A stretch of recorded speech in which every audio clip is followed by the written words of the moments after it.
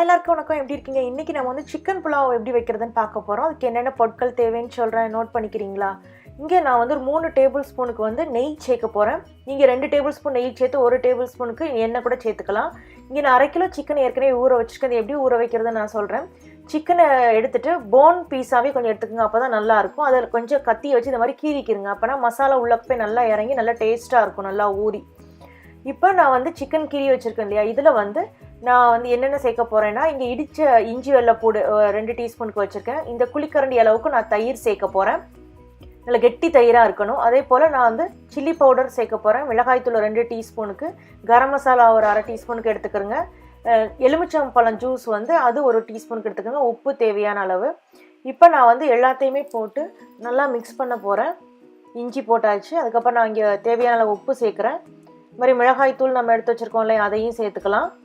உங்கள் காரத்துக்கு தகுந்தாப்புல சேர்த்துக்கிறேங்க.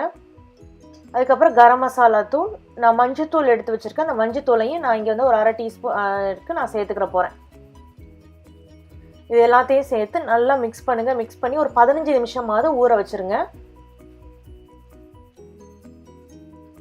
இப்போ ஊற வச்ச இதுவும் ரெடி ஆயிடுச்சு. இதுக்கு நான் வந்து ரைஸ் வந்து என்ன எடுக்கிறேன்னா, அரிசி வந்து நான் ஜீரக சம்பா அரிசி எடுத்திருக்கேன். இதுக்கு பிறகு நீங்கள் பாஸ்மதி ரைஸ் கூட எடுத்துக்கலாம். இந்த கப்பால் நான் 2 கப்பு நான் எடுத்திருக்கேன்.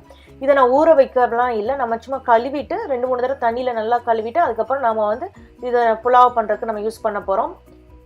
அப்படி நீங்கள் ஊற வச்சிட்டிங்க அப்படின்னா நீங்கள் வந்து தண்ணியுடைய அளவை வந்து குறைச்சிக்கணும். அதாவது 1 கப்புக்கு அரிசிக்கு 1.5 கப்பு தண்ணி தான் சேர்க்கணும். இது மாதிரி வெங்காயம், ஒரு பெரிய வெங்காயம் கட் பண்ணியிருக்கேன். அது மாதிரி மீடியம் சைஸ் தக்காளி பழம் 2 கட் பண்ணியிருக்கேன். புதினா கொத்தமல்லி கழுவி கட் பண்ணி வச்சுருக்கேன். அதுக்கப்புறம் இது ஹோல் கரம் மசாலா நம்ம சேர்க்க போகிறோம். 2 பிரியாணி இலை எடுத்து வச்சுருக்கேன். ஒரு டீஸ்பூனுக்கு நல்ல மிளகு, 2 கிராம்பு, 2 ஏலக்காய், 1 டீஸ்பூனுக்கு ஜீரகம், அப்புறம் 1/4 டீஸ்பூனுக்கு சோம்பு எடுத்து வச்சுருக்கேன். இது நம்ம எல்லாத்தையுமே நம்ம சேர்க்க போகிறோம். முந்திரி பருப்பு நான் இங்கே வந்து ஒரு கையளவுக்கு எடுத்து வச்சுருக்கேன். 4 பச்சை மிளகாய், அதுக்கப்புறம் வந்து இஞ்சி வெள்ளைப்பூடி இடித்து வச்சுருக்கேன். உலர்ந்த திராட்சைகள் கொஞ்சம் எடுத்து வச்சுருக்கேன். அதை ஒரு கையளவுக்கு எடுத்துக்கிறோங்க. உப்பு தேவையான அளவு நம்ம சேர்க்க போகிறோம். இதுக்கு இது எப்படி பண்ணலான்னு பார்க்கலாமா? இங்கே நான் வந்து நெய்யை நல்லா உருக்கியாச்சு. இதில் நான் எடுத்து வச்சுருக்க இந்த ஹோல் கரம் மசாலா இருக்குல்ல, எல்லாத்தையும் இதில் சேர்த்துட்டேன். இது லைட்டாக பொரியட்டும். இது லைட்டாக பொரிஞ்சதுக்கப்புறம் நம்ம எடுத்து வச்சுருக்க முந்திரி பருப்பையும் அந்த உலர்ந்த திராட்சையும் சேர்த்துடலாம். இப்போ நெய் வந்து நல்லா சூடாக இருக்கனால இந்த உலர்ந்த திராட்சை வந்து நல்லா பஃப் ஆகி வரும். அதுதான் நமக்கு டைமு. அந்த நேரத்தில் நாம் வந்து கட் பண்ணி வச்சுருக்க வெங்காயத்தை சேர்த்துடணும்.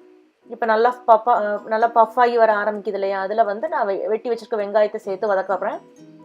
வெங்காயம் வந்து நல்லா ப்ரௌனாக வரணும் நமக்கு. அப்போ தான் புலாவ் வந்து ரொம்ப டேஸ்ட்டாக இருக்கும். இந்த மாதிரி ப்ரௌனாக வந்ததுக்கப்புறம் இடித்து வச்சுருக்க இஞ்சி வெள்ளைப்பூடு சேர்த்து அது 1 நிமிஷம் வதக்குங்க. அது இஞ்சி வெள்ளைப்பூடு பச்சை வாசனை எல்லாம் போகும்.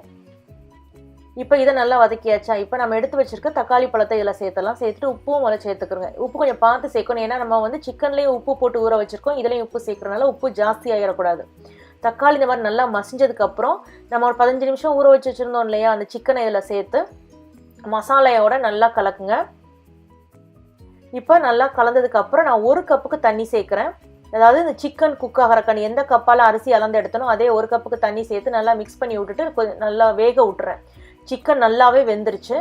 கறியெல்லாம் தனித்தனியாக கலந்து வர ஆரம்பிச்சிருச்சு. இப்போ நான் என்ன பண்ண போகிறேன்னா, இந்த கழுவி வச்சுருக்கேன் அந்த ஜீரக சம்பா அரிசி இதில் சேர்க்குறேன். இங்கே நான் 2 கப்புக்கு அரிசி எடுத்துருக்கனால 4 கப்புக்கு தண்ணி சேர்க்குறேன். ஏற்கனவே நம்ம சிக்கனுக்கு 1 கப்பு சேர்த்துருக்கோம். ஸோ 5 கப்புக்கு நம்ம இந்த புலாவுக்கு நம்ம தண்ணி சேர்த்துருக்கோம். நாம் இதில் நம்ம வெட்டி வச்சுருக்க பச்சை மிளகா இருக்குல்லையா, அதையும் கொத்தமல்லி புதினா எடுத்து வச்சுருந்தோம் இல்லையா, அதையும் இதில் சேர்த்து நல்லா மிக்ஸ் பண்ணி விட்டுக்கிறோங்க. உப்பு செக் பண்ணிக்கிறங்க.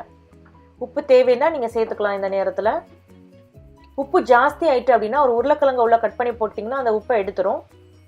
இப்போ நீங்கள் வந்து 2 விசிலுக்கு அப்புறம் நீங்கள் குக்கர் ஆஃப் பண்ணிட வேண்டியதான். குக்கரை ஆஃப் பண்ணிவிட்டு அதுக்கு இந்த கேஸ் எல்லாம் போகிற வர வெயிட் பண்ணுங்கள். வெயிட் பண்ணதுக்கு அப்புறம் நீங்கள் குக்கரை ஓப்பன் பண்ணுங்கள். உடனே ஓப்பன் பண்ண வேண்டாம். இது மாதிரி ஒரு ஃபோர்க்கோ நைஃபோ எடுத்துகிட்டு அந்த கார்னரை ஃபுல்லாக ரிலீஸ் பண்ணி விட்ருங்க. இடையிலே ஒரு லைன் போட்டுவிட்டுருங்க. ஏன்னா அது கூட கொஞ்சம் குக் ஆகாமல் நமக்கு புலாவ் கிடைக்கும். இப்போ நமக்கு அருமையான சிக்கன் புலாவ் ரெடி ஆகியாச்சு. இல்லை ரொம்பலாம் நம்ம மசாலா சேர்க்கல, எப்படி சேர்த்துருக்கோன்னு உங்களுக்கே தெரிஞ்சிருக்கும்.